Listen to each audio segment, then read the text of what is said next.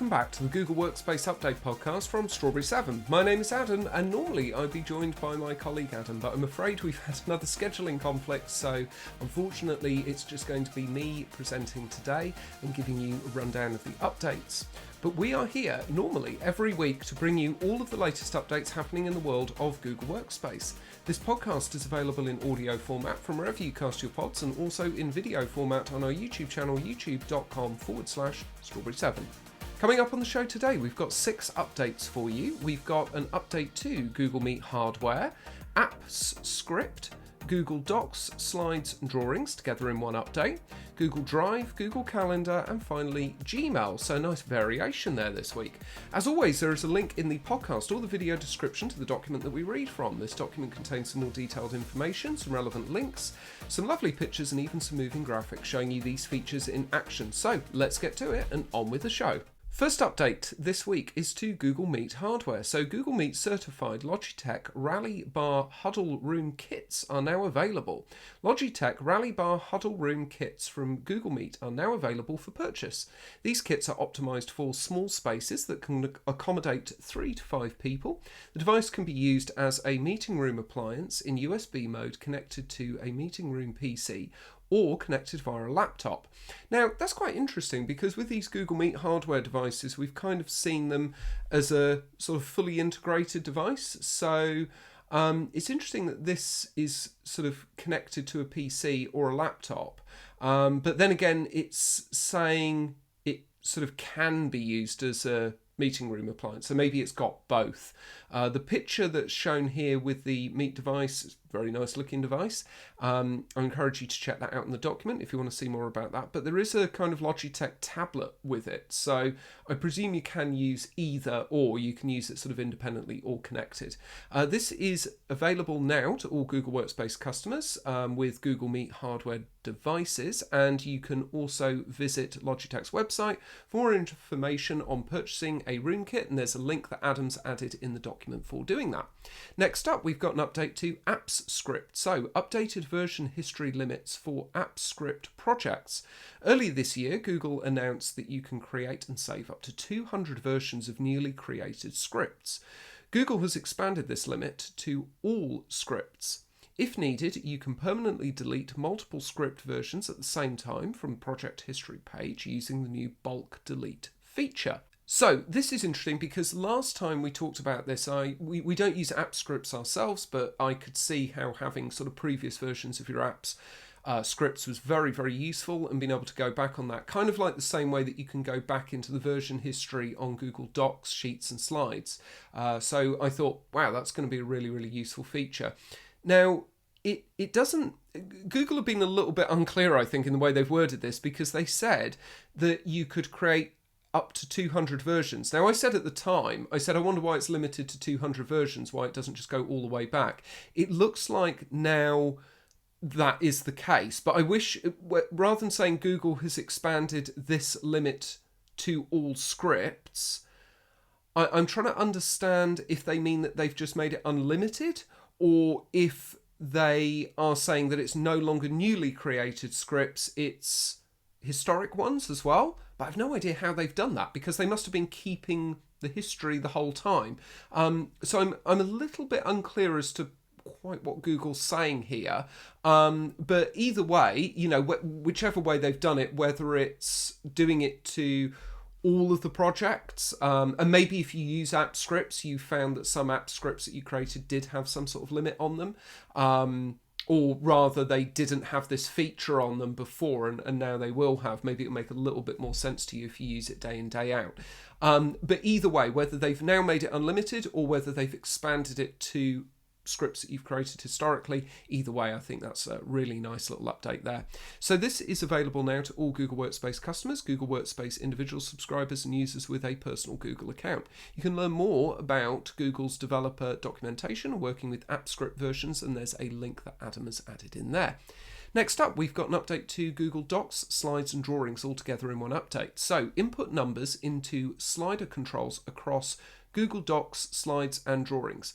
Google has added a number input next to all slider controls used for image and shape adjustments in Google Docs, Slides and Drawings. With this update, Google hopes that it is easier for you to make adjustments more precisely. So it's a very minor tweak, but extremely useful, and there's a graphic that shows this very, very easily. But what it's basically saying is, before, when you made adjustments, you had sort of a slider bar and that was it. You just had to slide it along. So if you wanted the opacity to be 57%, it was quite difficult because you'd have to slide it along, get it precise. They've just added, as well as the slider bar, you've now got a number that you can type in on the right-hand side to put that in manually. So that's really, really nice to see. Rolling out to rapid release domains now and launch to scheduled release domains is planned for the 2nd of April 2024.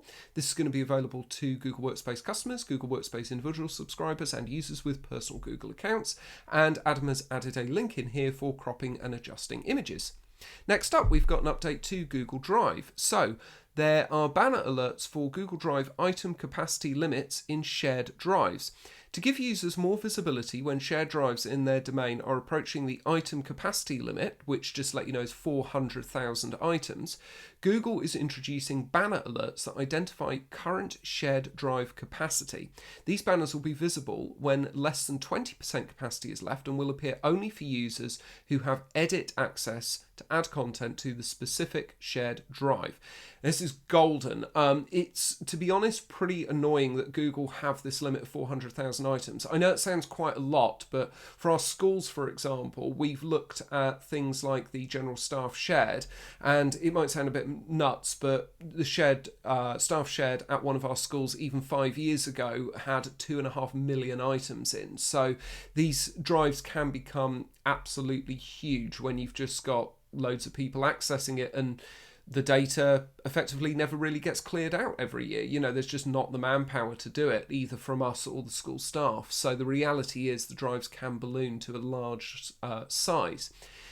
Now, it's a bit of annoyance that I say that there is this limit in the first place, but introducing a warning as to when you're approaching this limit is going to be absolutely fantastic for a lot of people, and just giving a bit of transparency on this. The other thing that I really like this is it's not exclusively limited to the admin console as well, because Google could have maybe just put this in a part of the admin console, which would mean you'd have to go in there and you'd have to check as an administrator. It's really nice that they're doing this within Google Drive itself, so it's going to alert the end users as well, which is really, really sort of nice to see, because as admins, you know, there's a lot for us to do. We don't always have time to go in and check all of these different aspects. So very, very nice to see this. So this is rolling out to rapid release domains now, and launch to scheduled release domains is planned for April 3rd, 2024. This is going to be available to Workspace Business Standard, Business Plus, Essential Starter, Enterprise Essentials, Enterprise Essentials Plus, Enterprise Standard, Enterprise Plus, Education Fundamentals, Education Standard, Education Plus, and Teaching and Learning Upgrade and Non-Profit. So I think those are all the tiers that actually have access to shared drives in the first place, which makes a lot of sense. And there's a link that Adam's added in here to learn more about capacity limits in shared drives. So if you're an administrator listening thinking, oh my gosh, I didn't even know there were capacity limits, then there is a link in there for you to check a bit more of that out. Next up, we've got an update to Google Calendar. So the current appointment slots feature in Google Calendar will be replaced by appointment schedules in July 2024. Currently, Google offer two tools with similar functionality for users in Google Calendar: appointment slots and appointment schedules. In the last several years, appointment schedules have become a more advanced tool, offering a smoother booking experience and more powerful features. To create a cohesive user experience in Calendar, as of July 18th, 2024, the appointment slots feature will be replaced by appointment schedules. So, got a little while for this yet.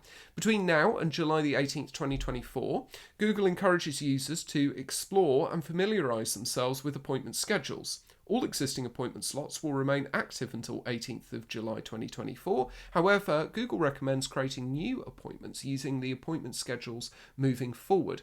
Starting on July 18th, 2024, the appointment slots booking page will no longer be available, and all new appointments will need to be booked through the appointment schedules. You can visit the Help Centre resource for more detailed information on this, and Adam's added a link in for that. There's a bit of additional details here as well. In conjunction with this transition, Google Workspace Business Starter customers now have access to appointment scheduling, allowing each user to create one booking page. So that's quite important. You can only create one booking page on Google Workspace Business Starter. The ability to create multiple schedules and use additional premium features are available to the following editions: Google Workspace Individual, Business Standard and Plus, Enterprise Standard and Plus, Education Fundamentals, Education Standard, Education Plus, Teaching and Learning Upgrade, Non-Profit, and Google One Premium.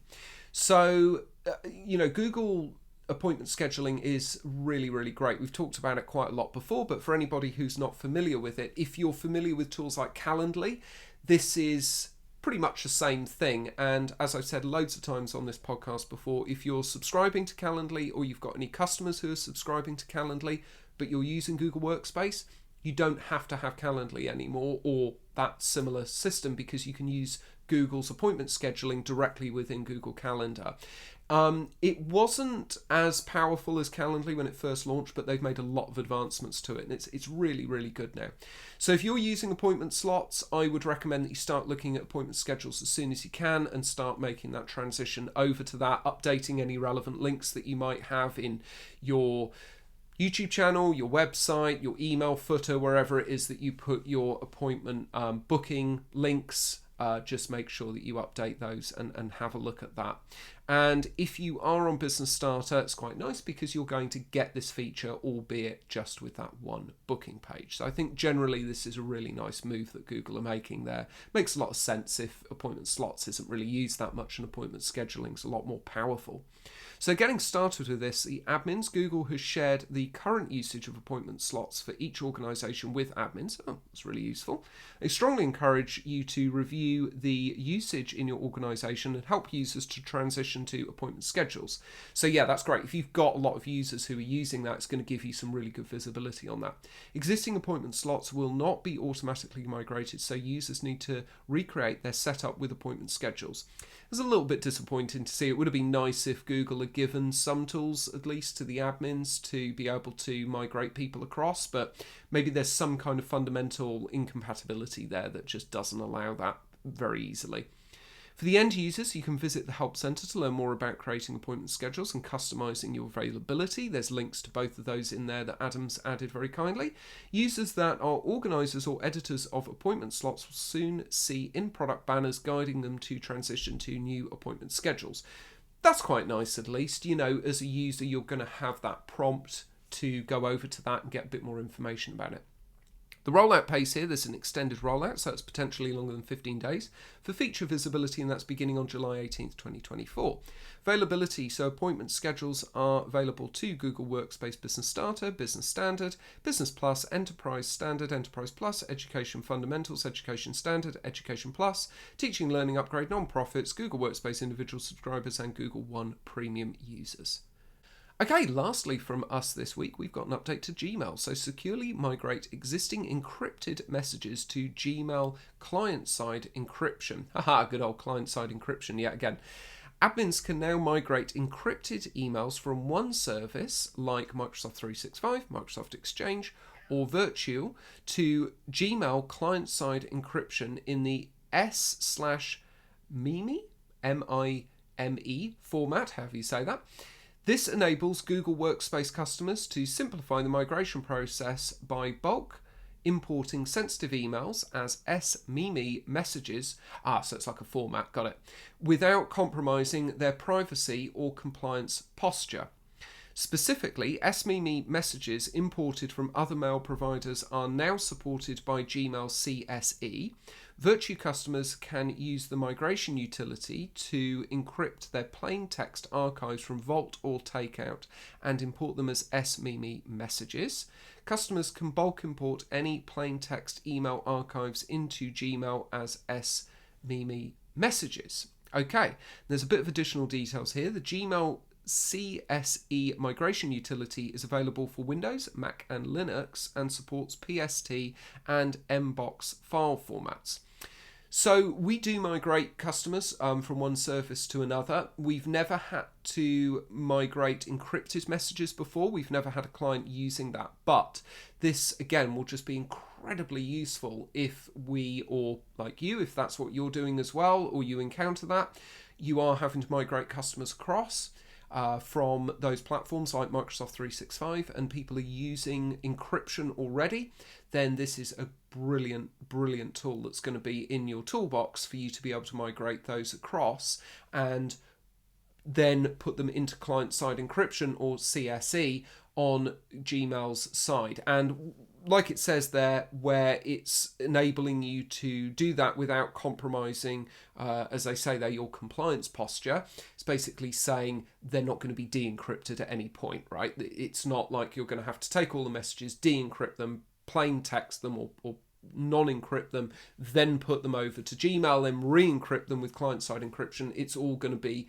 encrypted point to point. So there's no point where there's going to be a data risk there at any point of any of those emails leaking. So very, very good if you've got, defense contracts or government contracts, or you're looking after those type of customers. This could potentially be really, really useful for you.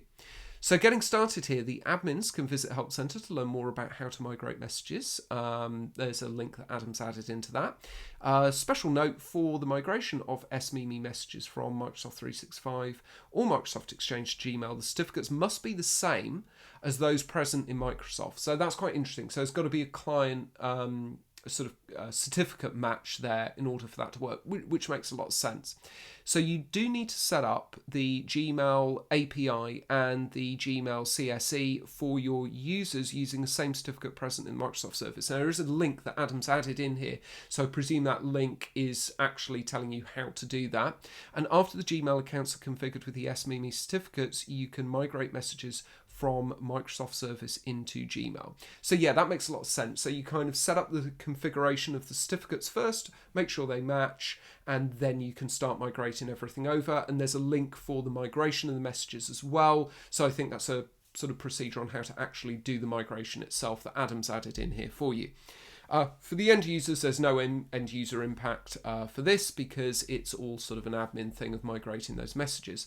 The rollout pace here, there's web and Android, this feature is available now, and iOS rapid release and scheduled release domains with an extended rollout, so potentially longer than 15 days feature visibility, started on March 21st, 2024. Now, it's quite an interesting rollout there because I don't quite know what they mean by web and Android and iOS. I mean, presumably they're not saying that as an admin you could do the migration on an iOS device. That would be an odd choice. I can't think of any admin who would do something, such a critical job like on their phone while they're on the move.